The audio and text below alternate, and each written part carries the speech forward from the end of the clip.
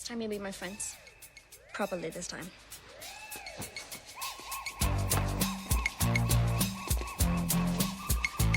We need more money, Paul. I can't keep eating this garbage.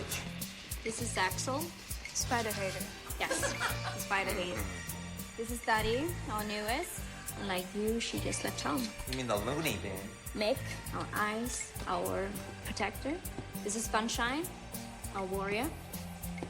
Don't let his eyes frighten you. Fun's the teddy bear. Nice to meet you, Miss Jane. If you're looking for a number, you won't find one.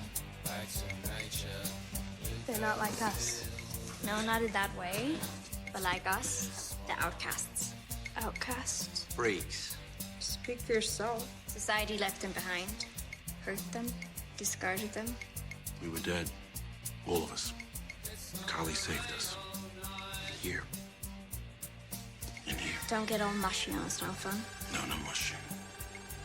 True. Now we help her. In this life, kid, you roll over and fight back. We're all fighters here. Fight. Who?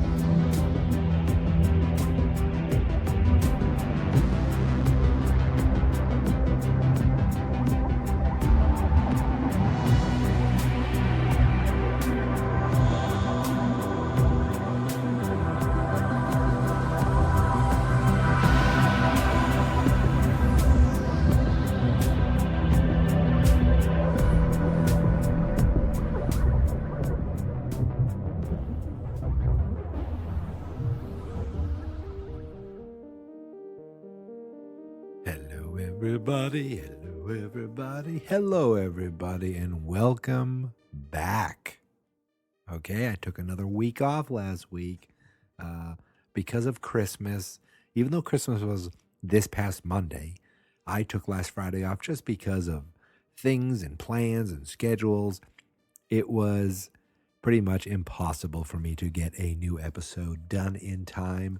So I basically, instead of leaving you high and dry, I left you with about a 30-second Christmas message saying that Stranger Things would be returning this week. And guess what? We're back. And when I said Stranger Things, I mean Stranger Danger, of course. The only podcast in the world about Stranger Things. I guess. I don't know. Take my word for it. Don't look it up. Anyway, where we last left you, the Demogorgons, the Demodogs, were about to come out of the hole and into the Hawkins laboratory. And all the guys were in trouble. And of course, we found out that Will was really being forced to be used as a spy to the Shadow Monster. But all that's on hold for this week. All that's on hold for this episode. Because this episode, I'm not going to lie, is the episode I least looked forward into rewatching. Or should I say, I don't know if I was least looking forward to rewatching it. Maybe I was thinking, this is the one I least enjoyed the first time I watched it. So I thought, okay, maybe the second time around, I'll enjoy it more. Now, is that the case? Probably not. Did I dislike it as much as I did the first time? I don't think so. Was it necessary to this season of Stranger Things? I'm not entirely sure, but was it necessary to the overall story of Stranger Things? Probably yes. Of course, I'm talking about Chapter 7 of Stranger Things 2, The Lost Sister. I took my notes, I watched the episode, and why don't we get right into this? This is Eleven's own little episode. It picks up right where Eleven is still in her mother's mind, in that rainbow, 3 to the left, 4 to the right. It was repeating over and over, and she kind of wakes out of that startled and tells Becky basically what she saw. And it just kept repeating. Repeat. Like a circle. Just showing you the same image over and over. She kept showing the girl in the room. The rainbow room? What did the girl look like? Different. Different than you? I think this is why Mama wanted to talk. To show you the girl.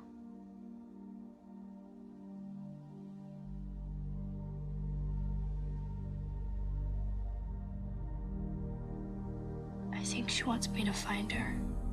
So Becky actually brings her into a room that Terry has some paperwork from the laboratory, just a bunch of papers.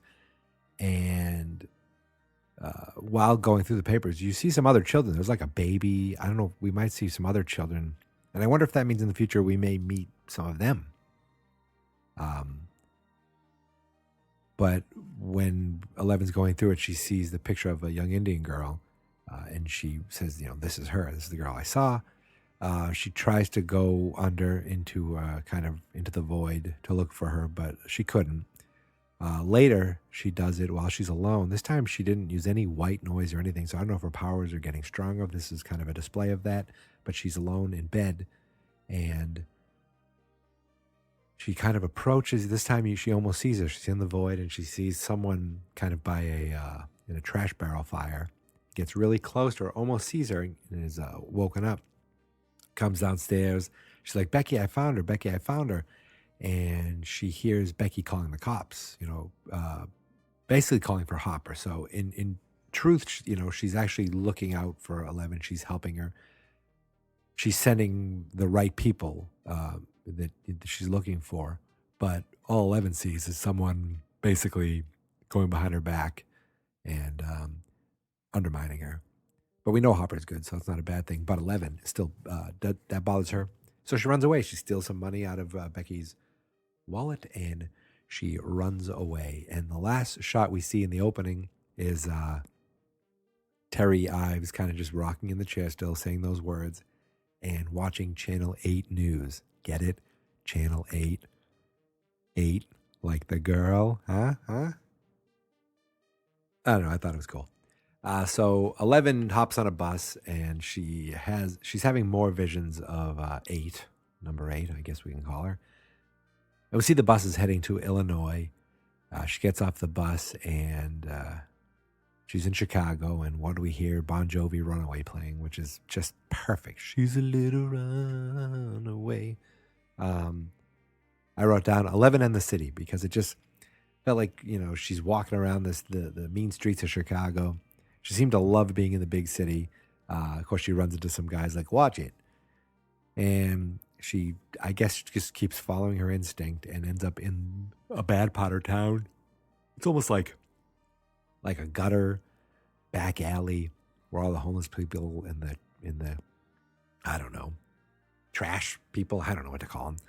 They're all kind of hanging out there, but she walks right through them and just instinctively walks to a warehouse area and knows this is where to go. She walks right in, and I wrote down she walks right in on 4 punks / wastoids, and nothing sounds more 80s than the word wastoids.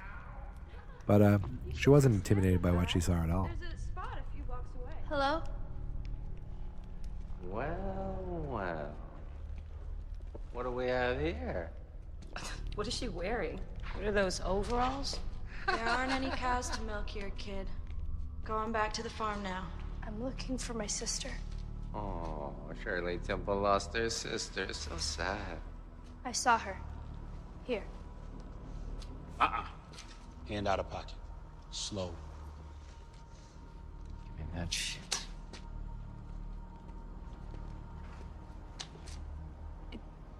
Is that Collie? Collie? How'd you find this? Who else knows you're here? No one. So what then?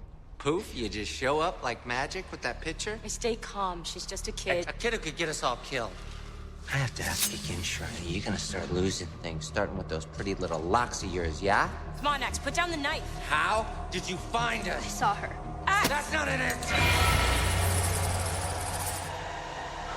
Just...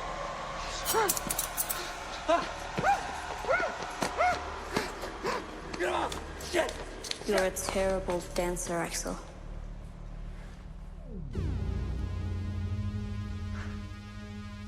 I told you, stay out of my head! So we're threatening little girls now, are we? She knows about you. She had this.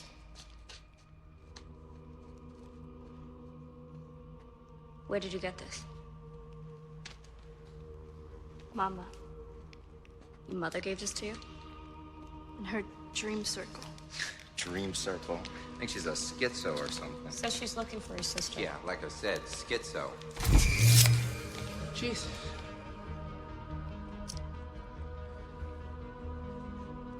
I saw you. In the rainbow room. What is your name? Jane.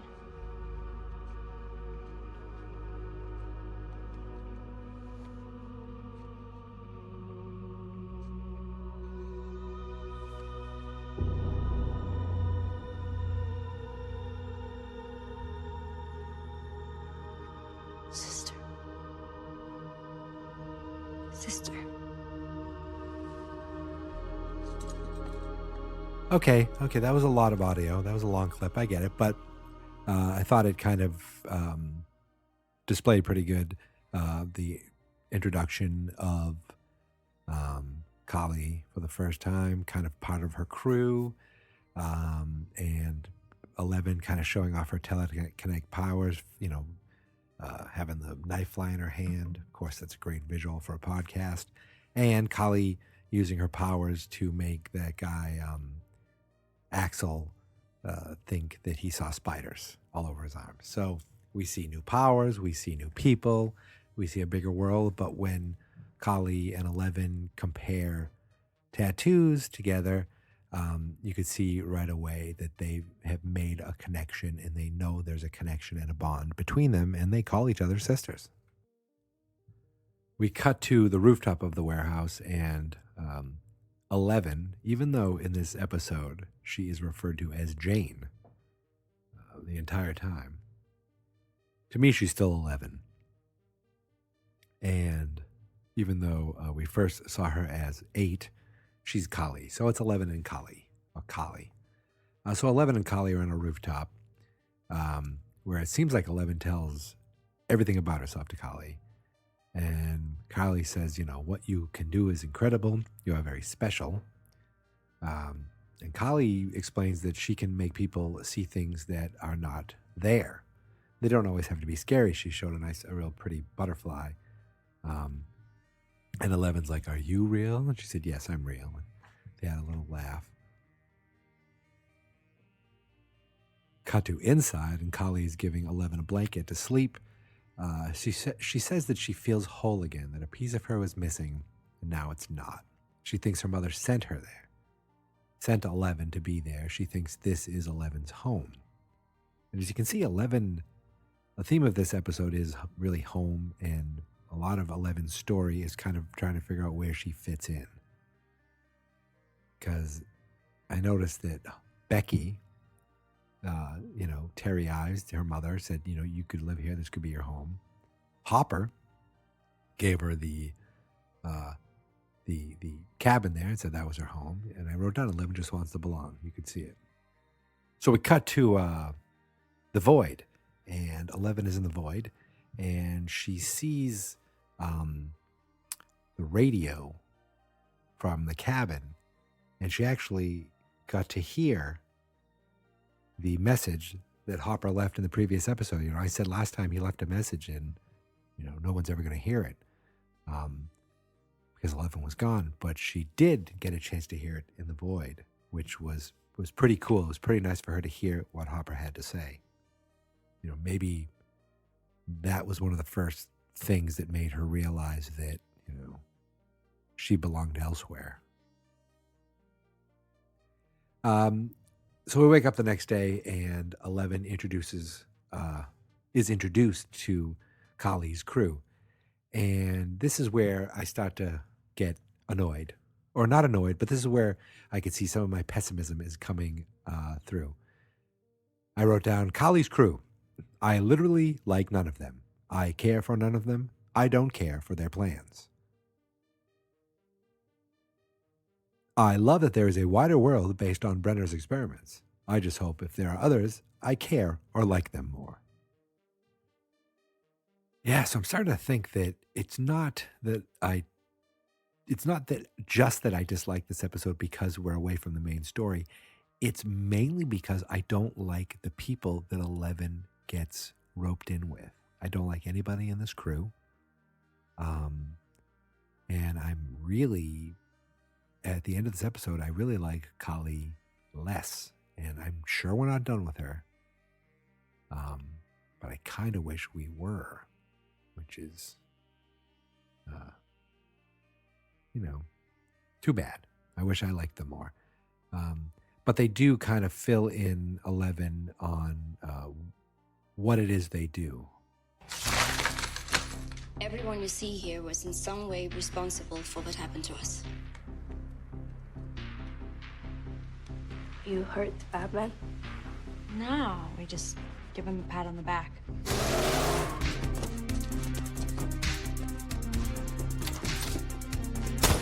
You killed them? They're criminals. We simply make them pay for their crimes. Boom. Damn, Shirley, what's the matter? You look like you've seen a ghost. We can't all be fighters, I guess. I'm a fighter. I've killed. And these men you killed, did they deserve it? They hurt me. And they still want to hurt you. Hurt us. We're just making the first move. You ever see an episode of a television show where one of the characters goes off on an adventure with all these new characters just to set up a spinoff? That's almost what this felt like to me. Like, 11 went off to meet Kali and her crew, and they're setting up a spinoff of these avenging, punk rockers that travel around killing everybody that has ever done them wrong. And 11 says right there, she has killed. And she has killed, but really only when, it was really only out of self-defense, when her back was up against the wall. So Kali takes 11 outside. A lot of the time when I'm talking about the show, I go, meanwhile, over here and back over here. And then we go over here. Well, with this episode, it's 11's episode. It just kind of stays with her. So we're with 11, and then we're with 11 inside. We're with 11 on top of the building. We're with 11 outside during the day. And right now, Kali takes 11 outside to help her kind of strengthen her power. She says that, she's got a very special gift, and she wants her to kind of focus on her anger to make the power stronger. Seems to work. Do you see that train? Yes. I want you to draw it to us.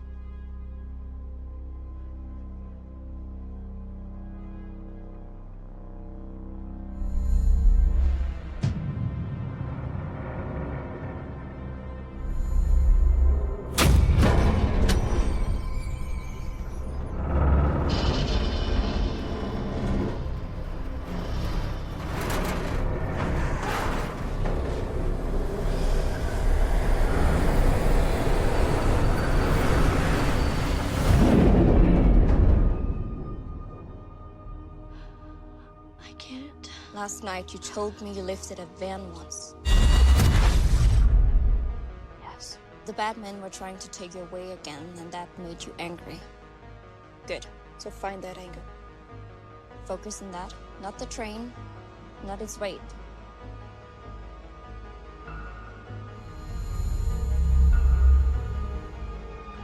I want you to find something from your life. Something that angers you. Now channel it. Dig deeper. Your whole life you've been lied to. Do I have a mother? She's not around anymore.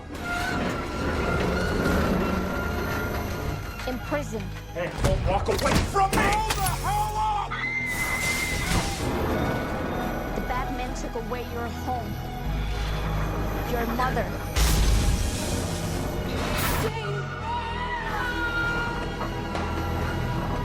They took everything from you.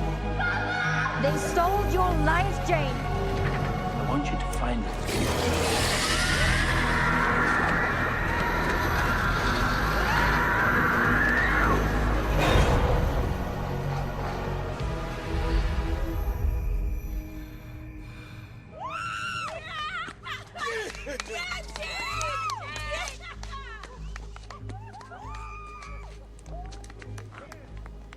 So how do you feel?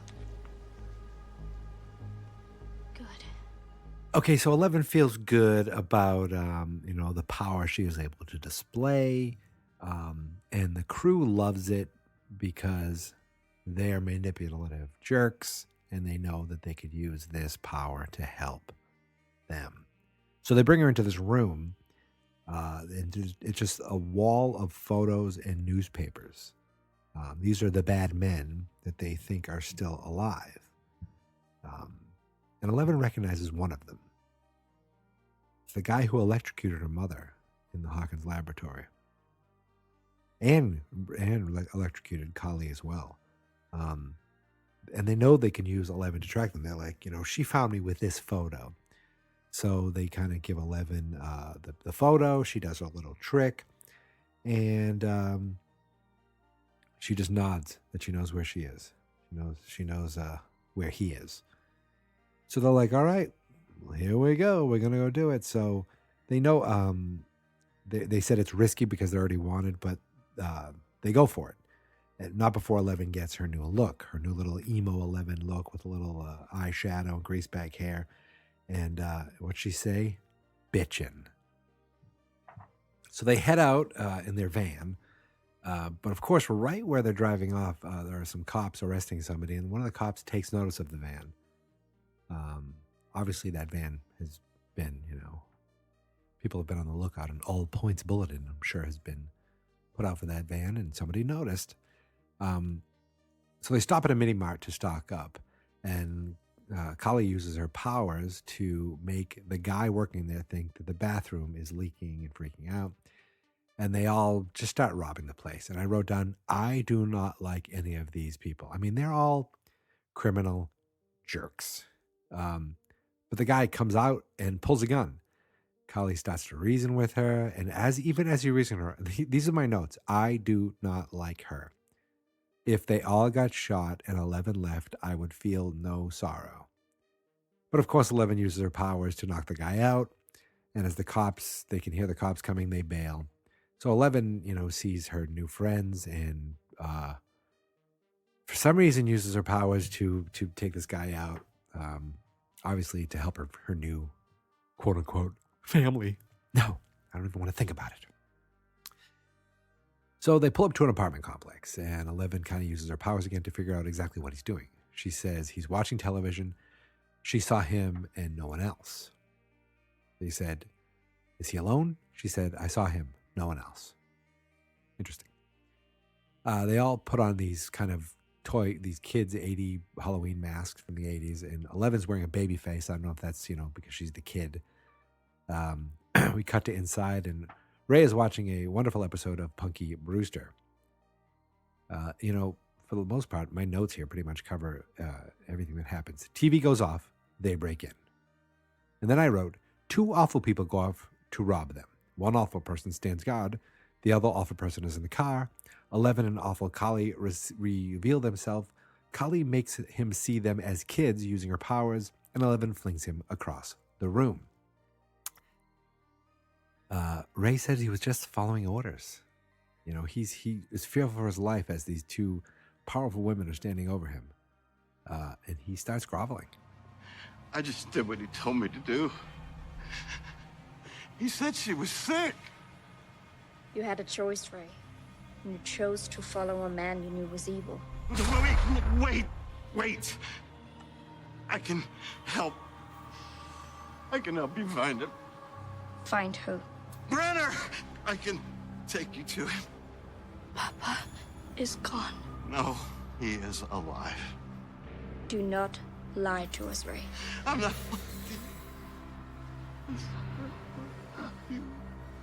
You trust me.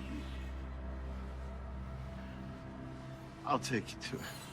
If he's alive, Jane will find him. Just as she found you. Do it, Jane. Do it. You know, I hated seeing 11 like this, just standing over this guy with hatred in her eyes. She really looked a little bit like a monster. And she saw the picture of Ray next to these two kids. And she realized, or she started to realize, that there's a family, and she couldn't bring herself to do it. At the same time, the two people who were robbing found those kids in a back room. Those kids being awesome and calling the cops. Kali tries to goad her into showing no mercy. She takes out a gun, and 11 kind of powers the gun away. They leave him alive, and they just run off. Kali is mad at 11, says she took her choice away. And I wrote down, I hate Kali with a fiery passion. Kali is pissed at Jane, 11. Maybe I don't hate this episode. Maybe I just hate the people that 11 turned to. Yeah, just like, you took my choice away. Don't ever take my choice away. I was like, you know what? I don't like you. Okay? 11 is fighting monsters that are trying to take over the world. Okay? And you're just, I'm going to get the people who hurt me. No, I don't like it. I also hate the fact that it takes us away from the main story.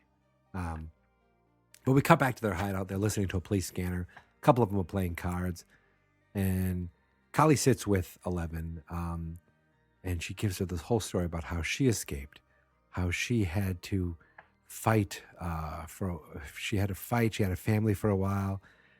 Then she lost them, and she decided to use her gifts to fight for those who hurt her. She says that 11 has a choice. She can go back into hiding, or she could fight. She could fight the man who did this to her. And she's like, Papa is dead. Fight. And face him again. Face who? The man who calls himself our father.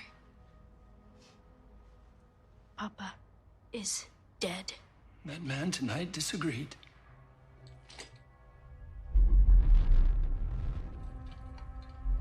You're not real. All this time, and you haven't looked for me. Why? Because you thought I was dead? Or because you were afraid of what you might find? Go away. You have to confront your pain. You have a wound, 11. A terrible wound. And it's festering. Do you remember what that means? Festering. It means a rot. And it will grow. Spread. Get out of my head. And eventually, it will kill you. Get out of my head! Okay, how awful is Kali? She takes this impressionable, 13-year-old kid and makes her see a vision of the man who did terrible things to them. Now this is what I was trying to figure out. Brenner says, you have a wound, 11, a terrible wound, festering, a rot, and it will grow. And I was trying to figure out, is Kali making him say that? Or is 11 hearing him say that subconsciously as she sees him? Saying the rot will eventually kill her. What was that about? Was it just kind of them saying, look, you have, this in the back of your mind, you need to kill these people before they kill you? I don't know if there was more to that than led on. But I wrote, I hate her and I hope I never see her again. The fact that she did this to R11 to try to persuade her. She's like, you have a choice to stay or go home with your policeman. I wrote, F you, Kali, I hate you. These are my notes as I'm watching the episode. The second time around, the episode itself, my God, it wasn't, I didn't hate the episode as much as I just hated these people. Okay? It was a little growth experience for 11. We got to see her go on a little journey with terrible, awful people. So the cops show up. They start showing up. And I wrote, this episode's almost done. Yay. But the cops are walking in slowly, so we don't, they're not in the building just yet. So obviously, I'm assuming 11 was left alone after that. And she starts thinking of Mike. She starts thinking of Dustin. She starts thinking of Hopper. And next thing you know, she is in the void having a vision. That's where I was. This damn graveyard. I need to get through! I need to get through! Whoa! I need to warn them it's a trap! I need to get through! It's a trap! I need to tell them it's a trap! Fuck! It's a trap! It's a trap! Mike! Mike! Mike! Mike! Where are you? Mike!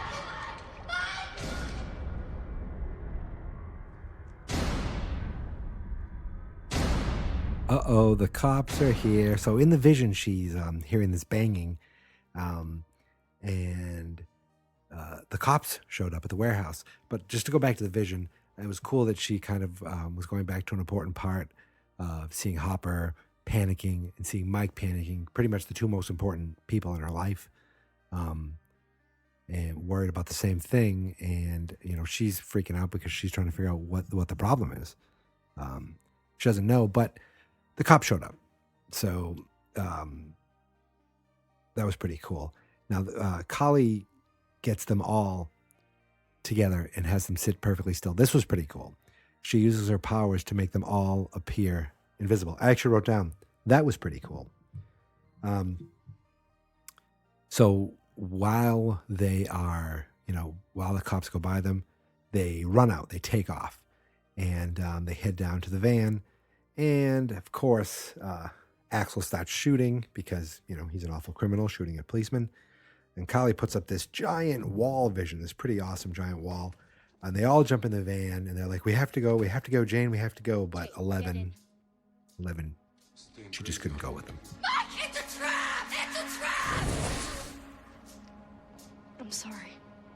I'm sorry, but I have to go back.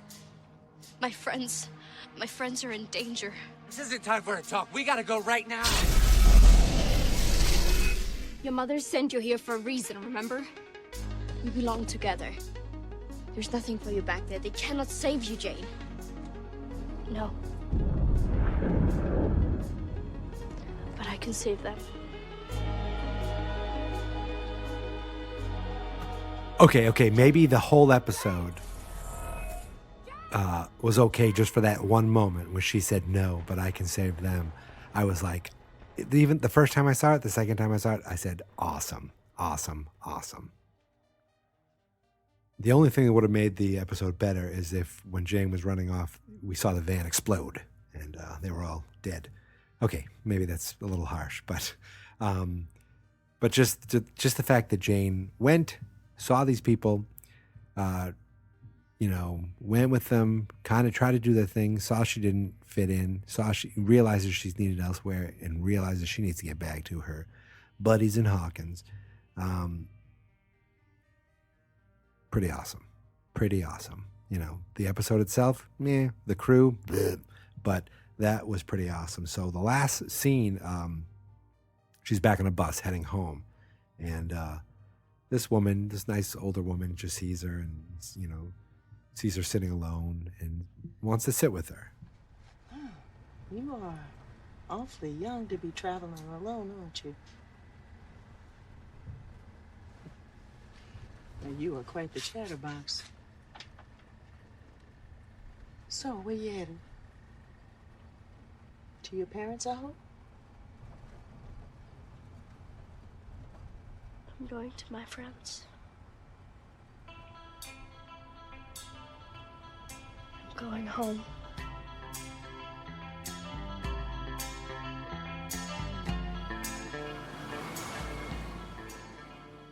I felt like I was watching like the end of a movie or the end of something like a trilogy where, you know, our hero is coming back at the end of the movie. Yeah, we realize the next movie, we have to wait till the next movie. Well, it's Netflix, so we only have to wait till the next episode.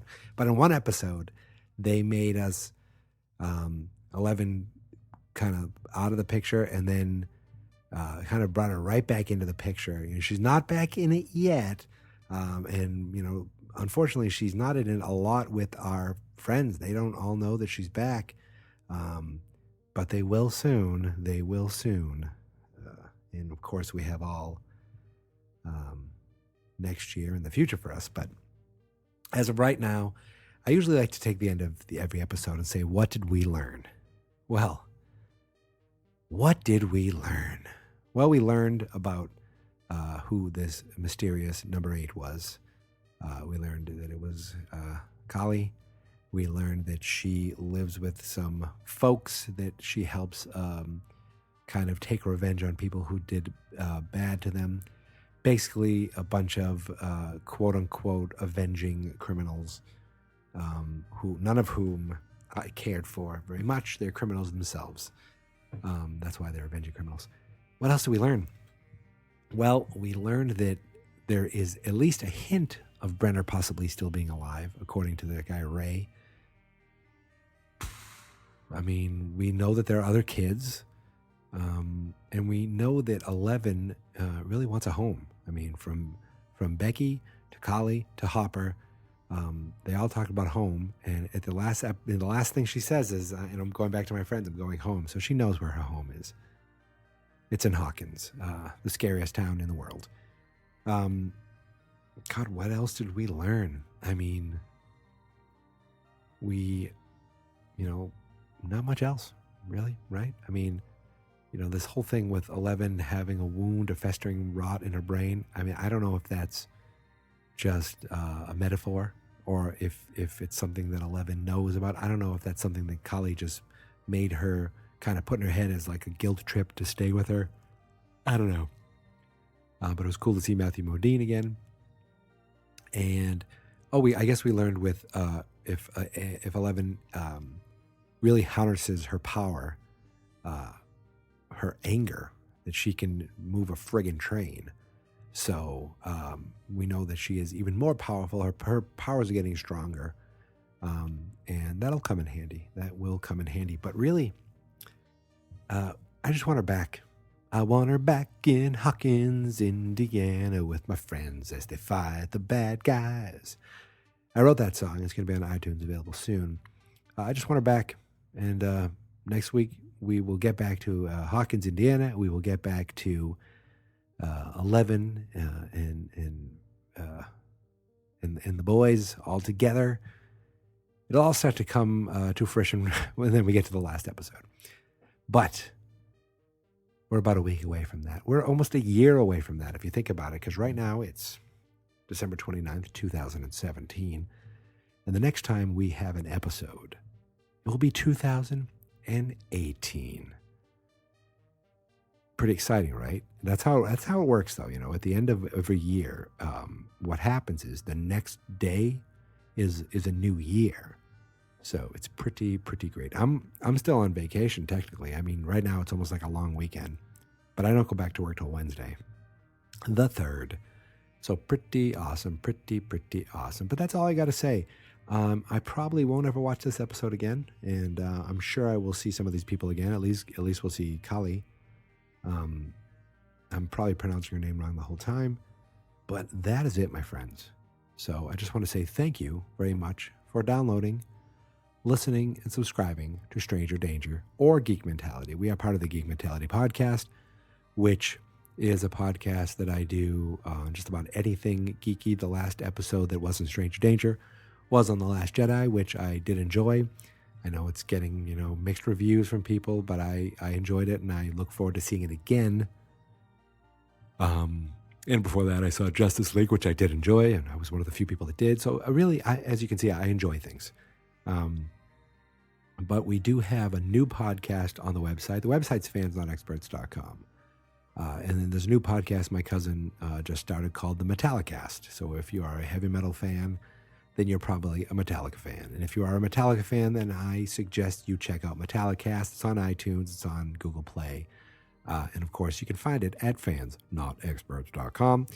And until next week, all I can say is, even though the Shadow Monster did not even make an appearance in this episode, you really should still beware him. Ooh, I hope you all had a happy, Merry Christmas, happy holidays.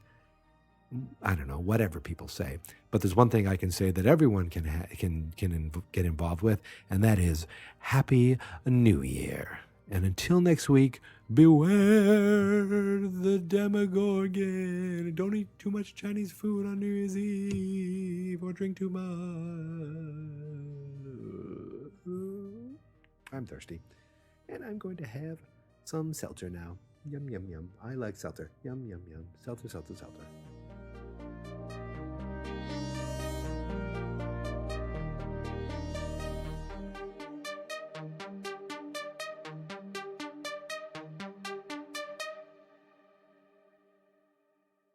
Fans not experts. Seltzer, seltzer, seltzer.